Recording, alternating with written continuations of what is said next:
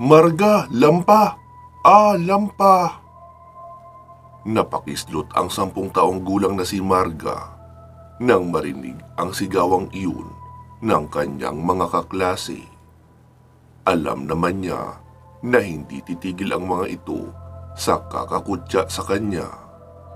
Umagang-umaga ay nabwisit na siya sa mga ito. Gayunpaman, wala naman siyang magagawa. Totoo naman kasi na lampa siya.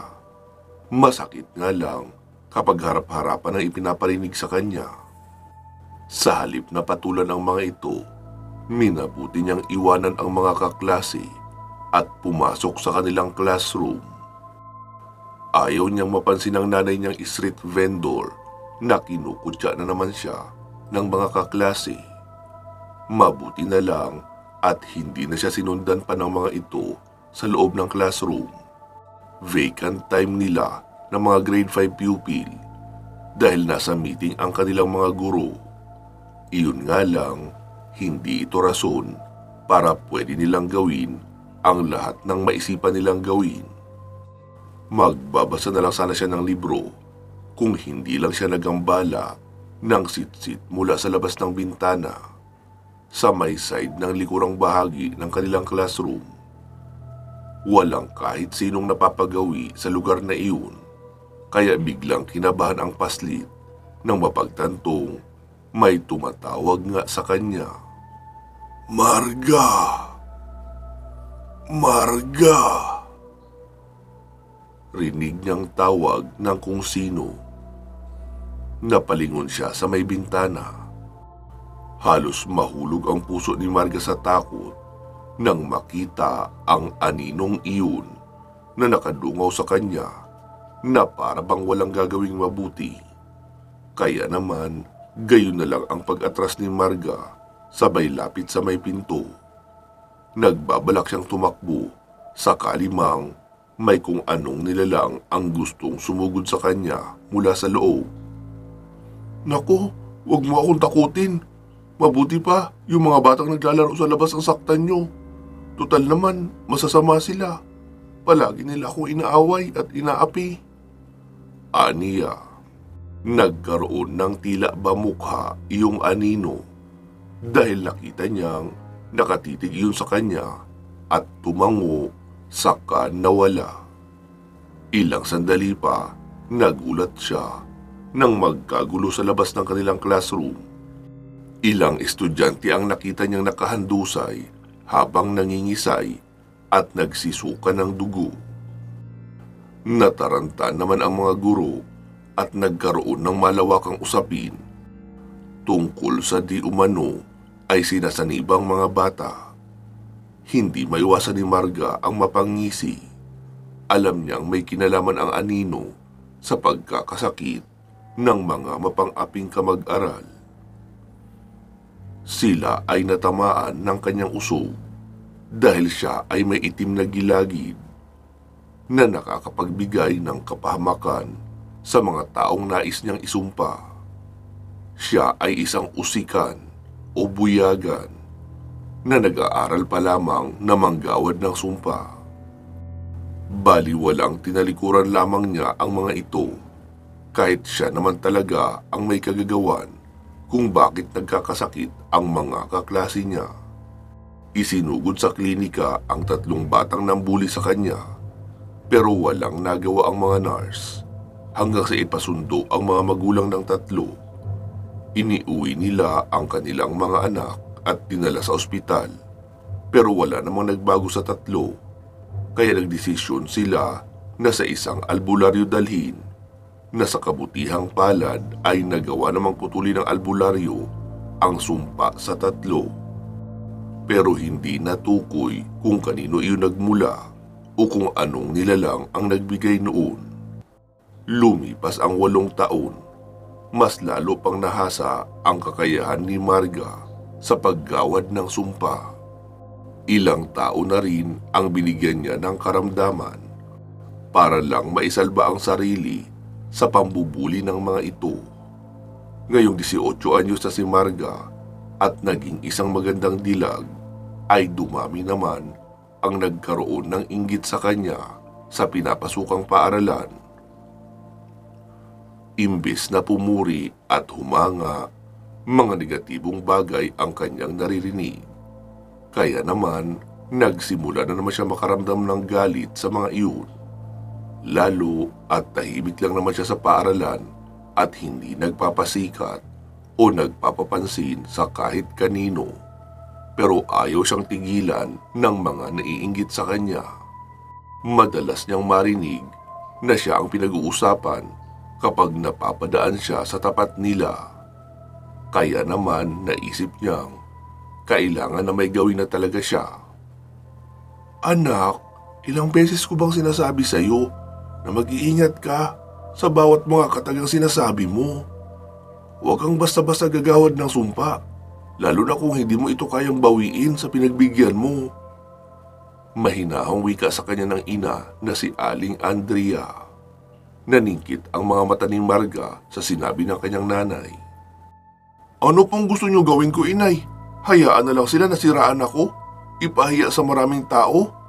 Madalas nilang sinasabi na alaga ako ng isang matandang mayaman, kaya ganito ang itsura ko. At sa murang edad raw ay nagbebenta na ako ng katawan. Nakakasawa na po maging biktima, inay. Nakakasawa na rin na maging paksa sa usapan ng mga tsismosa sa eskwelahan, araw-araw. Hindi ko na kaya. Nanggagalaiti niyang wika. Huminga ng malalim si Aling Andrea at napatungo. Hindi niya alam kung papaano ba mapapakalma ang kanyang anak. Alam niyang kapag nagalit ito ay mahihirapan na naman itong pakalmahin. Kung bakit ba naman kasi ito ang napiling apihin sa eskwelahan, gayong meron nga itong tinatawag na matalim na dila na kayang magbigay ng kapahamakan sa isang tao. Aminado siyang maganda ang kanyang dalaga, hindi dahil sa retoke o kung ano pa mang pampaganda. Iyon ay dahil sa isang Amerikano ang kanyang lolo at may lahing Kastila naman ang kanyang lola na siyang namana ng dalaga. Kaya ito maputi at maganda. Maging sa kanilang mga kabarangay ay marami ang nagbabato ng masasakit na salita sa dalaga. Lalo na yung mga dalagang mayaman o may kaya sa buhay pero hindi masyadong nabiyayaan ng ganda ng itsura. Hindi lang paninirang puri ang ginagawa ng iba. Kagaya na lamang ng ginawa ng kapitbahay nilang si Mariana, anak ng isang waitress na nagtatrabaho sa bar. Palagi nitong kinokontra ang anak niya na hindi naman talaga nagpapasimuno ng gulo. Nitong huli nga ay nagsambunutan ang anak niya at si Mariana. Ang pinag-awayan nila ay tungkol sa anak na binata ng alkalde na umakyat ng ligaw kay Marga na ikinaselos naman ng dalagang si Mariana. Siyempre, hindi na magpapatalo si Marga at ginawaran niya ng sumpa ang dalaga sa pamamagitan ng pagiging masiba nito sa kahit anong bagay. Otomatikong naging epektibo ang sumpa ni Marga papunta sa dalagang si Mariana. Sa katunayan, nagimbal ang lahat nang makita nilang halos ingud-ngud ni Mariana ang kanyang mukha. Makakain lang ito ng lupa. Hindi pa nakontento ang babae. Maging ang mga insekto at kung ano-ano pang mga bagay na nakikita na nakakalat sa lupa ay kinakain niya. Kagaya na lamang ng bato, putik o kahit anong basura. Walang nagawa si Marga ng mga sandaling iyon. Tinawanan niya lang ng tinawanan si Mariana.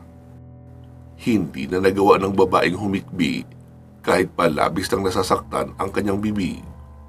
Hindi siya mapakali hanggat hindi mapapasukan ng kahit ano ang kanyang bunganga. Kalaunan, nabalitaan na lang nila na namamaga na ng husto ang nguso noon at nananakit ng todo ang tiyan. Nagsimula na rin mga yayat si Mariana. Mistula na siyang kinulam. Maputla at natutuklap ang mga balat. Minsan na siyang dinala ng kanyang ina sa ospital. Pero hindi gumaling ang dalaga sa mga gamot na inirereseta ng doktor. Sa halip, mas lalo pa itong lumala at pinandirihan ng marami. Bakit hindi? Nagkaroon na ng nana ang sugat niya sa bibig.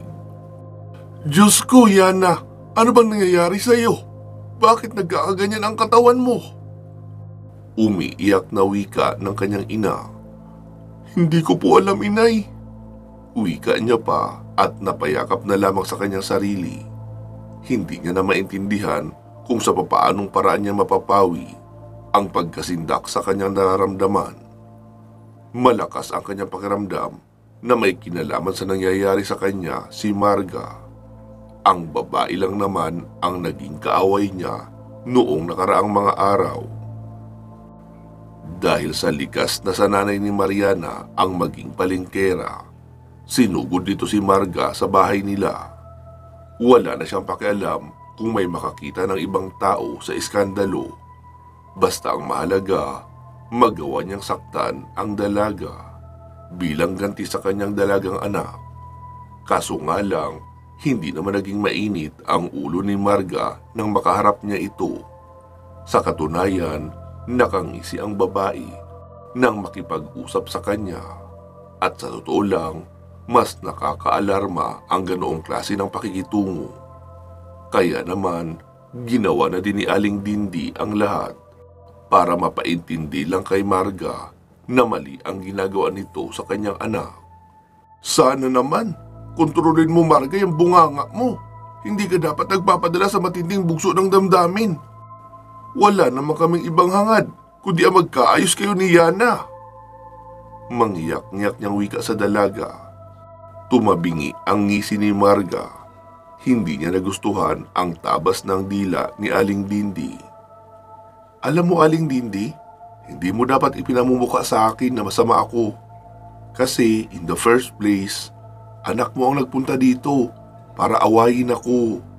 Nagsiselos nga daw siya na ako ang niligawan ng crush niya.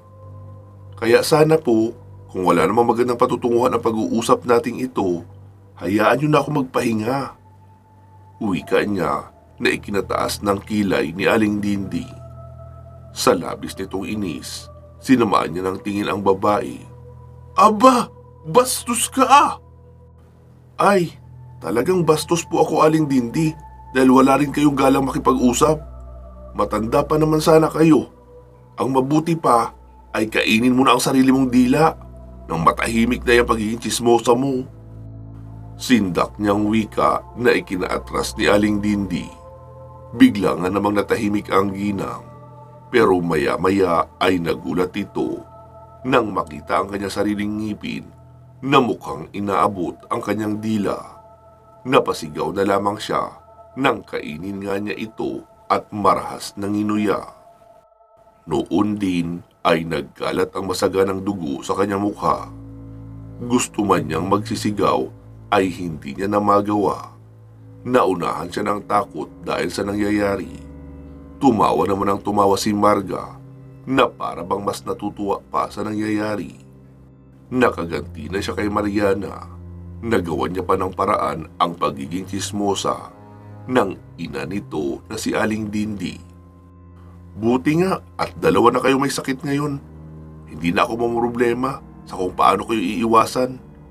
Mahinang bulong ni Marga at hinayaan na lang na humandusay si Aling Dindi sa labas ng kanilang bahay. Para sa kanya, walang puwang sa paghingi ng tawad ang mga taong hindi naman talaga deserving na patawarin. Sa tagpong iyon ay nakita nga ng nanay ni Marga ang buong pangyayari. Hindi niya nagustuhan ang sinabi ng kanyang anak. Paano nito naaatim na parusahan ang isang ina na wala na ngang ibang ginawa kundi ang ihingi ng dispensa ang kasalanan ng anak nito. Sinalubong niya si Marga na noon ay naglalakad papunta sa loob ng silid nila. Kailangan niya itong mapagsabihan man lang. Marga, anak, bakit mo naman ginawa iyon? Mahinahon niyang tanong. Tumingin sa kanya ang anak bago nagsalita. Bakit naman po hindi, inay? Kailangan ko ba maging maawain pa sa kanila? Binabastos na nila ang pagkatao ko. Porkit ganito lang ako. Ang lakas ng loob nila insultuhin ako. Wika nito na ikinayuko ni Aling Andrea. Wala naman siyang masabi para depensahan ang mga taong nakaaway ng kanyang anak. Wala na din naman kasing bago, palagi na lang itong nasasaktan. Kaya naman, sa halip na kontrahin ang mga sinabi ni Marga, hinayaan na lamang muna niya ang anak. Bukas niya kakausapin ulit ito at pakikiusapang bawiin na ang mga sinabi nito sa mag-ina. Kahit nagkasakit naman ang mga ito, pwede pa naman silang magpagaling. Kaso lang, pagkapasok ng kwarto ay iba ang ginawa ni Marga. Isinumpa niyang muli ang mag-ina na sana atakihin ng gutom na aswang si Aling Dindi ngayong gabi. Kaya naman, gayon na lang ang halakhak niya. Nang makalipas ang ilang sandali, nakarinig siya ng ingay na huni ng aswang. Malinaw na may nilalang na naman na nais na makapambiktima sa araw na iyon. At nakakasiguro si Marga na bukas may maririnig silang balita tungkol sa bagong nambiktima na aswang. Samantala, pabiling-biling sa higaan niya si Aling Dindi. Kagagaling lang nila sa doktor para ipagamot ang kanyang naputol na dila. Sa tabi niya naman nakahiga si Mariana. Nakatulad niya, may mga bandage din ang parte ng mukha na may sugat. Ano bang nangyayari sa amin, Panginoon? Kung hindi naman sana kami isinumpa ng Marga na iyon, hindi kami magdurusa ng ganito. Malakas ang loob niya dahil may kakayahan siyang ganituhin kami. Aniya at napaiyak na lamang dahil sa labis na sama ng loob. Natigil lang ang kanyang pagmumuni-muni nang makarinig ng ingay ng kalabog mula sa itaas na parte ng bahay nila sa may bubungan. Alam na kaagad ni Aling Dindi na hindi pa matatapos ang kalbaryo nilang mag-ina. Basta na lang nawasak ang yerong bubong nila na marupo at may lumusot na kamay. Sindak na napabalikwas ng bangon si Aling Dindi. Gustuhin man niyang magtanong, hindi niya magawa. Naunahan siya ng matinding takot, lalo na at umaangil ang kung sino man na nasa ibabaw ng bubungan nila. Maya-maya pa, nakita niyang dumungaw ito sa butas ng bubong. Isang nilalang ang nakita ng ginang na ikinaimpit niya ng sigaw. Ang mga mata nito ay mapula, bumangis at nakakatakot. Nagkaroon ng matutulis na pangil at mahabang dila na kayang pumulupot. Dahil sa labis na takot, sinubukan ni Aling Dindi na bumangon. Hindi niya kayang magsalita o humingi ng tulong. Gayunpaman, niyugyug niya si Mariana. Kailangan niyang gisingin ang anak para malaman nito kung anuman ang kanyang nakikita. Kaso lang, gumapang papalapit sa kanya ang aswang na nakikita niya. Ngumisi ito ng kailawak. Bago pa man makapag-react si Aling Dindi, ay walang babalang kinalmot nito ang dibdib niya. Saglit lang na napaigtad ang kawawang ginang, hanggang sa pag-ungol na lang ang kaya niyang gawin. Maya-maya lang, nanginig ang tuhod ni Aling Dindi nang makitang may sugat na ang kanyang dibdib. Kaunti lang iyon hanggang sa animoy gripo na sumisirit. Hindi pa nakontento ang aswang na kay bangis sumingasing at napatitig sa kanya ng kay talim. Winakwak pa nito ang dibdib ni Aling Dindi. Humugot ito ng laman loob ng ginang at walang habas na nilantakan. Dahil sa kabiglaan sa mga nangyayari, walang nagawa ang ginang kundi ang taimtim na umiyak. Nais man niyang magreklamo, tumakas o kalabanin ng aswang, wala naman siyang magawa. Pakiramdam ng ginang ay kinakatay siya ng buhay. Sa bagay, ganun naman talaga ang nangyayari sa kanya ngayon. Bumakas ang dugo sa mukha ng aswang at ngumisi sa tuwa nang mapagtanto niyang nakakain siya ngayong gabi ng isang sariwang tao. Kinaumagahan, Nagsisigaw sa labis na takot si Mariana. Nagising siyang nakabulagta sa kanyang harapan ang bangkay ng kanyang ina. Wakwak ang dibdib at nawawala ang mga laman loob. Ganun ba siya kahimbing na nakatulog at hindi man lang niya napansing nagkagulo na sa tabi ng kanyang higaan. Ibig pa niyang umiyak nang makita ang bakas ng dugo sa kanyang braso at kamay na mula sa kamay ng kanyang ina.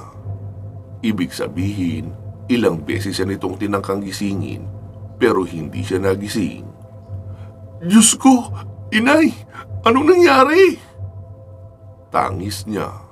Malinaw na aswang ang umatake sa kanyang ina dahil sa naging itsura nito at kalunos-lunos na kalagayan. Nakiramay ang mga tao sa sinapit ni Aling Dindi. Marami ang nagluksa at naawa hanggang sa makarating kay Marga ang balita. Sa halip na malungkot o makisimpatya, ay hinayaan niyang ipakita pa sa ina ang kasiyahan sa kanyang ginawa. Ngunit hindi likas na manhid si Aling Andrea. Hinablot niya ang kamay ng sariling anak at napagpasyahang kumprontahin na ito. Anak, ano kinalaman mo sa nangyari sa kapitbahay natin? May ginawa ka ba sa kanila? Ano ba, inay? Nasasaktan ako?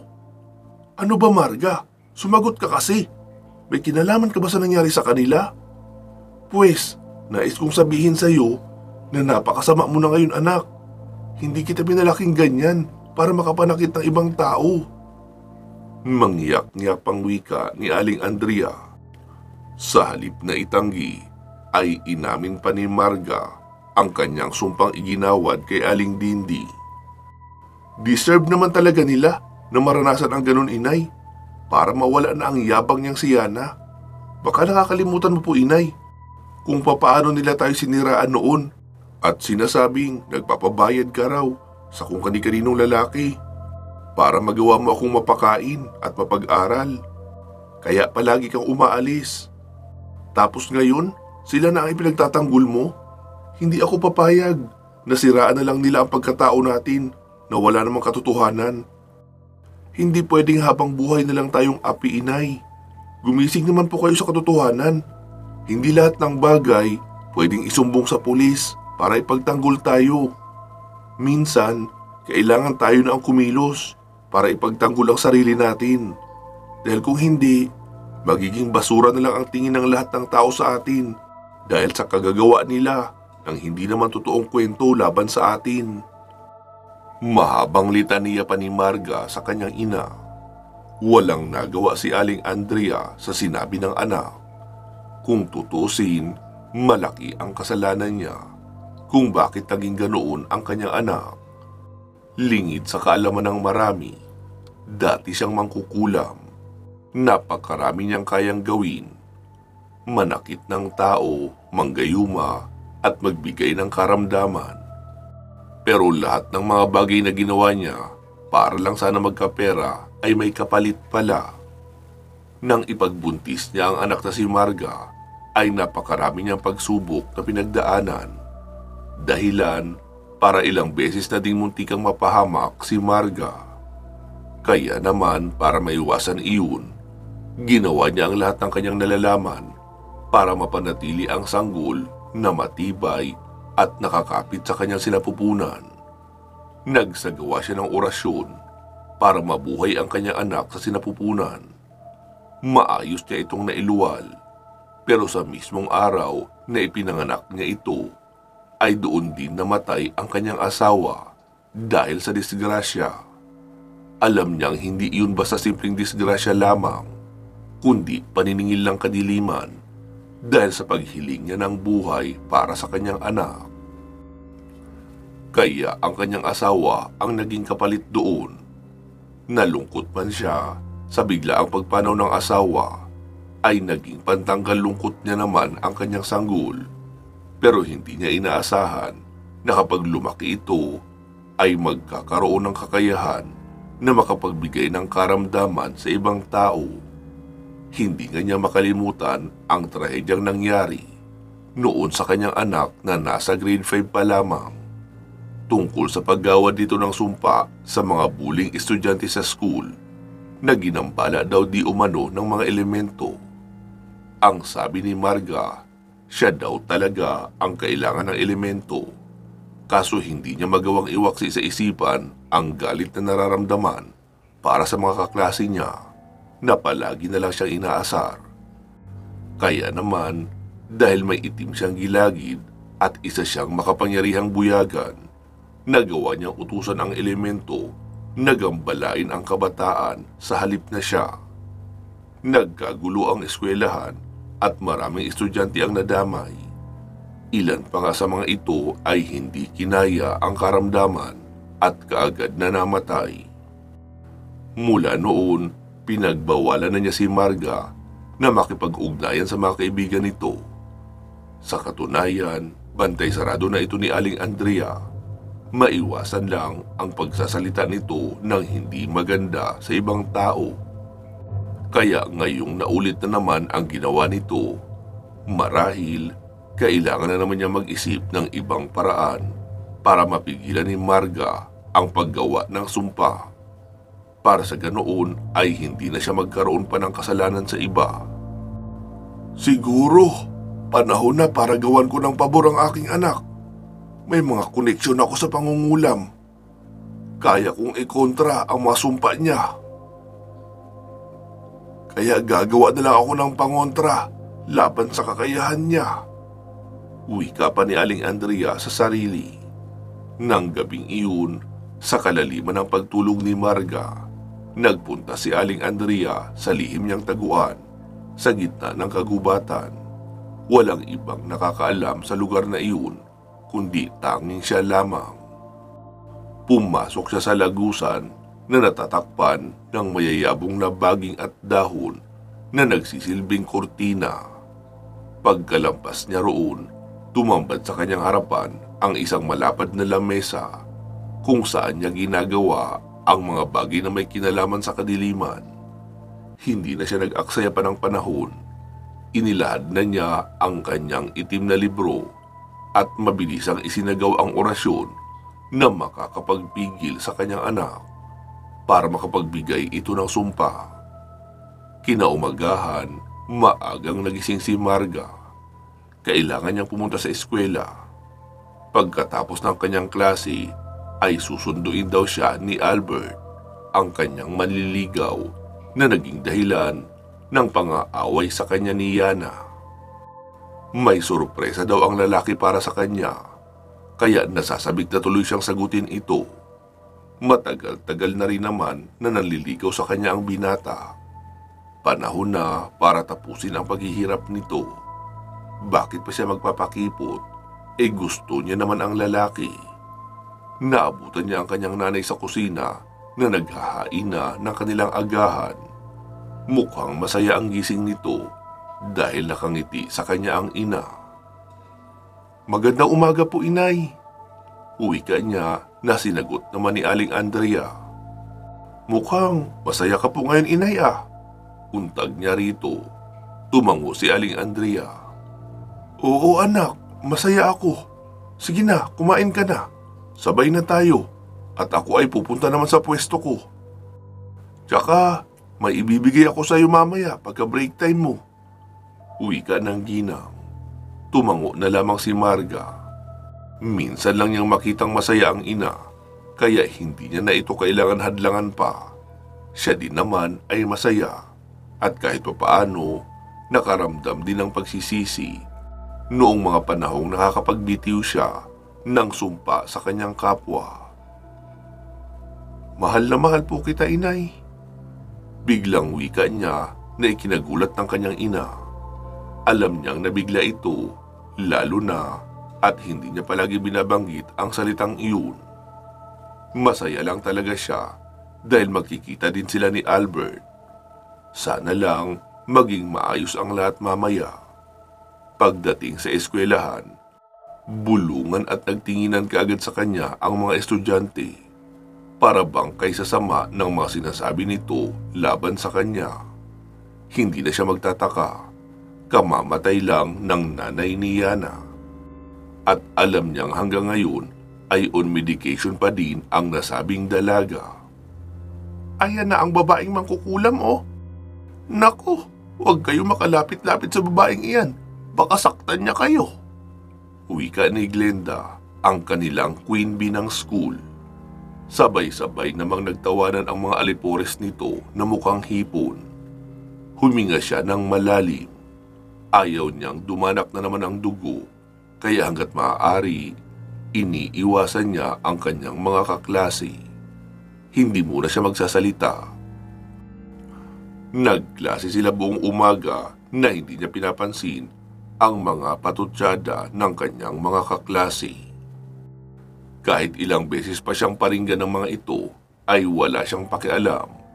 Mas nanaisin niyang manahimik at hayaan na masiraan ng ulo ang mga ito sa kakakutya sa kanya. Pagsapit ng kanilang break time, nagpunta siya sa cafeteria kung saan naman naghihintay si Albert. Kay gwapo nito habang nakatitig sa kanya at matyagang naghihintay. Hi Albert! Wika niya na ginantihan naman ang pagkaway ng binata. Pagkalapit ni Marga sa binata ay nagulat na lamang siya nang halikan siya nito sa pisngi. Muli niyang narinig ang bulungan, ngunit wala siyang pakialam. Natuwa pa nga siya. Dahil mukhang nakakatunog na si Albert na balak niya na itong sagutin. Saglit silang nag-usap at maya-maya lang nadala na ni Albert ang topic sa panliligaw nito sa kanya. Tinanong kung kumusta na ang status ng relasyon nilang dalawa. Kinilig si Marga at walang pagdadalawang isip na ipinaalam kay Albert ang tunay niyang nararamdaman rito. Sinasagot na kita Albert, mahal na mahal din kita. Wika niya, kaya naman napasigaw sa labis na tuwa si Albert. Talaga? Sinasagot mo na ako? Ibig sabihin, tayo na? Tanong ni Albert bilang paniniguro. Tumango ng maraming beses si Marga. Oo naman. Aniya, pumalakpak si Albert at nagtatalon. Pero tila iba ang ipinagbubunyi nito. Napakunot ang noo ni Marga nang magtayuan ang mga kaibigan ni Albert, kabilang na si Glenda. Kay lalaki ng ngisi nila at tila may kung anong bagay na kinukutya sa kanya. Yes! Panalo ako sa pustahan! Yung panalo ko ha, huwag kayong kupal! Maniningil ako mamaya! Masayang wika ni Albert habang nakaturo sa mga kaibigan na ikinawasak naman ng mundo ni Marga. Ha? Anong sinabi mo? Pustahan lang ang lahat ng ito? Tanong niya na ikinangisi ni Albert. Malamang Marga, ano sa tingin mo? Talaga magkakagusto ako sa iyo? Ginagawa ko lang ito para sagutin ako ni Glenda. Wika ng binata na ikinasakit ng husto ng dibdib ni Marga. Nakuyom niya ang kamao, lalo na noong magsabay-sabay ang lahat ng mga estudyante na naroon sa pagtawa. Halos buong campus ay alam ang naging kabiguan niya ng araw na iyon. Ha! 1 point iyon sa akin, Marga. Pero ako na kaagad ang panalo. Wika ni Glenda na tinaasan pa ng kilay si Marga. Pinagmasdan niya ang dalaga na para bang ito na nga ang pinakapalpak na tao na nakilala niya. Mangyak-ngyak naman na pinagmasdan ni Marga ang dalawang taong traidor na ginawa siyang katatawanan. Sa tingin mo ba, magkakagusto ako riyan kay Marga? Ha, Glenda? Nang aasar na wika pa ni Albert, puno ng panlalait ang kanyang mga mata. Sumabat naman si Marga. Sigurado ka? Hindi ka nagagusto sa akin? Hindi matiis ni Marga na hindi magsalita, kahit nababasag na ang kanyang boses sa sakit na nadarama. Oo naman Marga, kahit mamatay pa ako, never ako papatol sa weirdong katulad mo, oy. Wika nito sabay halakha. Tumalim ang tingin ni Marga sa lalaki. Hindi niya kailanman mapapatawad ang ginawa nito sa kanya. Kaya naman, Para maibsan ang sakit na kanyang nararamdaman, ay naisip niya ng lumaban. Talaga? Kahit mamatay ka pa? Mahinang bulong ni Marga, at sa hindi malamang dahilan ay bigla na lang nahinto sa paghalakhak ang lalaki. Nanlaki ang mga mata at napatingin na takot sa kahit saan, hanggang sa bumagsak ito sa semento at nangingisay. Nataranta sina Glenda at mga kaibigan nito. Nahintakutang tinulungan nila si Albert na itayo. Kaso lang, basta na lamang itong nagsuka ng dugo na may kasamang mga uod na ikinasindak ng marami. Nanginginig na tumingala si Glenda kay Marga. Anong ginawa mo, bruha ka? Angil niya kay Marga. Pagak na tumawa si Marga, sabay pahid ng kanyang mga luha. Ikaw ang bruha, Glenda. Saksi ang mga taong narito na kinakain mo ang sarili mong laman loob, kayo ng mga kaibigan mo. Angil ni Marga. Bigla ring natahimik si Glenda at nanlisik ang mga mata, hanggang sa nagwala ito na animoy nawala sa sarili. Basta na lang siyang nang atake ng tao at kinalmot, saka pinagwawakwak ang dibdib. Naiiyak man ay pinili ni Marga na tatagan ang sarili, saka sila hinayaang magkagulo. Muling dumanak ang dugo sa kanyang harapan. Marami ang nasaktan at namatay. Marami pang naging biktima. Dahil sa kanyang ginawa, mas lalong pinatunayan niya na hindi siya normal na tao. Nagkalat ang mga laman loob at ang bawat sulok ng kanilang eskwelahan ay may dugo. Maging ang mga vendors na nasa labas ng eskwelahan, katulad ni na Aling Andrea, ay nakiusyoso na rin dahil hindi na nila maatim na mapakinggan ang mga palahaw at nagkakalabugan na upuan sa loob. Teka, guard, ano pong nangyayari? Nag-aalalang wika ni Aling Andrea. Ay, Aling Andrea, yung anak mo po si Marga, nagpapalabas daw po ng bugso ng kanyang galit. Ayun, marami siyang nasaktan sa loob. Tinawag na nga siyang maligno ng mga kaklase niya. Wika nito, kaya naman nakiusap kaagad si Aling Andrea na kung pwede ba siyang pumasok. Pumayag naman ang gwardya. Hindi nag-atubili si Aling Andrea na pumasok sa loob ng eskwelahan. Tinaluntun niya ang may kahabaang hallway hanggang sa makarating siya sa cafeteria. Dito na siya napatda nang makita ang isang nakasisindak na bagay na hindi niya kailanman inasahan na masasaksihan. Ang mga kaklase ni Marga ay nasa kalunos-lunos na kalagayan. Ilan sa kanila ay nakahimlay na at naghihingalo. Halos hindi na mabigyan ng pag-asang mabuhay. Ang ilan naman, masasabi na ni Aling Andrea na mistulan ng naging aswang. Hindi na din kinaya ang sumpang iginawad ni Marga dahil nagpakasasa na sila sa paglantak ng laman loob ng kapwa nila estudyante.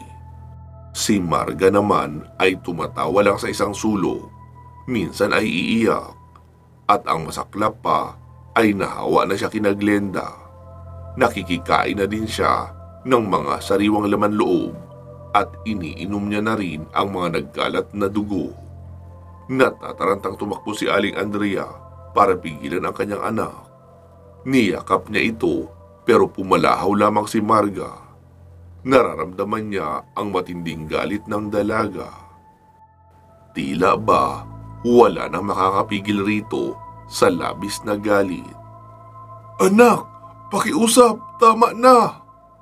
Umiiyak na wika ni Aling Andrea, ngunit hindi naman nakikinig sa kanya ang anak na si Marga. Halos hindi na din magawang pigilan ang pagwawala nito. Nilulunok at nginunguya ang bawat lamang loob ng tao na nagkalat sa sahig. Isang matinding trahedya ang sinapit nila na walang sino man ang makakapagsabi kung kailan ba matatapos, hanggang sa makita niya na papasok na ang mga pulis. May nakapagsumbong na sa mga nangyari sa loob, kaya naghanap na sila ng paraan para mahuli si Marga na pinagbibintangang ito ang may kasalanan sa lahat ng nangyayari. Maya-maya pa, 3 putok ng baril ang kanilang narinig mula sa mga pulis. Napasigaw si Aling Andrea nang makitang tinamaan sa noo si Marga. Ngunit nagulat din nang makitang hindi malang ito bumagsak. Sa halip, nakangisi pa itong humarap sa kanila. "Hindi ako mamamatay. Kahit ilang beses nyo pa ako pagtangkaan." Wika nito, saka humalakhak ng nakakatakot. Maging si Aling Andrea ay napaatras na rin dahil sa naramdamang matinding kilabot. Kaya naman, sa halip na subukan niya pang pigilan ang mga pulis, nakapagdesisyon si Aling Andrea na si Marga mismo ang kanyang patitigilin. Napakarami na nitong pinatay. Hindi na tamang hayaan pa din niya ang anak at basta na lang maghasik ng lagim.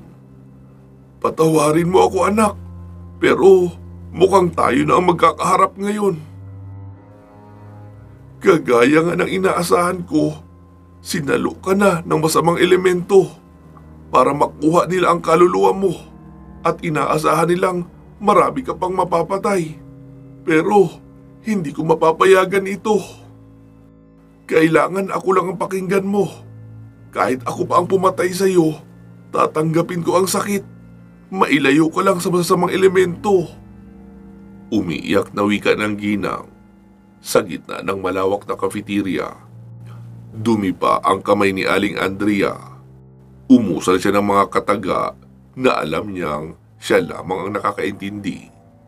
Maya-maya pa, naagaw na niya ang atensyon ng kanyang sariling anak. "Magaling!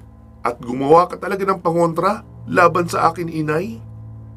Nanlilisik ang mga matang wika ni Marga. Hindi siya kaagad nakapagsalita.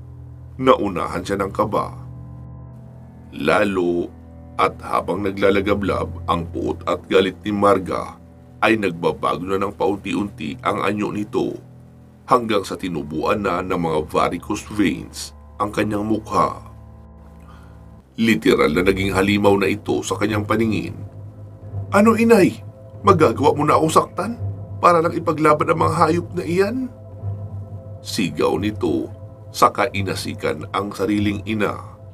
Napatras kaagad si Aling Andrea nang makita niyang nanlilisik na ang mga mata ni Marga. Iniangat nito ang kamay at pinalipad ang mesang nasa malapit lang ng ginang. Mas lumakas na ngayon ang kanyang anak. Kahit na ilang beses din itong pagbabarili ng mga pulis, wala pa din iyong epekto. "Huwag! Huwag niyo na siyang barilin! Mas lalo lang siya magagalit. Mas lalo lang niya sisirain ang lahat ng meron dito. Baka mas marami pa ang masaktan. Pakiusap. Hayaan niyo lang ako na kausapin siya. Ako na ang makikipag-usap sa kanya." Pagmamakaawa ni Aling Andrea sa mga pulis. Mabuti na lang at napakiusapan ang mga ito at hinayaan silang dalawa sa gitna na nagkalat ang mga bangkay. Sa gitna ng dilubyong dala ng pagiging buyaga ni Marga. "Inay, baliin mo ang sarili mong kamay." Mahinang bulong ni Marga at nagulat si Aling Andrea nang dahan-dahan niyang sinusunod ng kanyang katawan ang utos ng kanyang anak. Hindi niya alam kung paano palalaban kapag nagtuloy ang problemang ito sa kanyang sarili. "Anak, tigilan mo na ito. Huwag mong sasaktan ang sarili mong ina. Huwag mo ako sasaktan, anak." Aniya, ngunit nagalit lamang si Andrea. "Masama ka, inay. Tinutulungan mo ang taong nananakit sa akin. Hindi na ako papayag na hayaan kayong ilugmok ako sa kalungkutan. Hindi ko ginusto ang maging talunan." Angil ng dalaga, sabay lumuha na ito ng dugo. Labis na nalungkot si Aling Andrea. Hindi niya akalain na ganito ang magiging epekto ng kalungkutan sa kanyang anak. May kasalanan din naman ang mga taong nanakit rito. Pero hindi ibig sabihin hahayaan na lang niyang gumanti ang anak. Hindi na pwede. "Anak, sumama ka na sa akin. Mamahinga na tayo. Hayaan na natin sila." Gusto kita makasama. Makabawi man lang ako sa lahat ng pagkukulang ko sa iyo. Alam ko naman na malaki ang aking kasalanan. Inuna ko ang pangangailangan nating pinansyal. Binaliwala ang nararamdaman mo kahit naghahanap ka ng pagmamahal ko. Umiiyak niyang wika. Biglang kumalma si Marga at napayakap sa kanyang ina. Napahagulgul din ito ng iyak. Hindi maiwasang magsisi at malungkot sa mga nagawa niya. Nanay, patawarin mo po ako. Hindi ko po sinasadya. Aniya at muling iniangat ang mga kamay. Buong akala ng mga pulis, may gagawin na naman si Marga sa kanyang ina. Kaya hindi na sila nag-aksaya ng panahon. Kaagad pinaputukan ng baril ang dalaga. Na tila tingin nila dito ay isang wanted na kailangan nilang idispatcha. Kaya naman, gayon na lang ang pagdurog nila sa katawan ng dalaga gamit ang bala ng baril. Sinubukang magsisigaw ni Aling Andrea para pigilan ang mga ito. Ngunit hindi na siya naririnig ng mga alagad ng batas.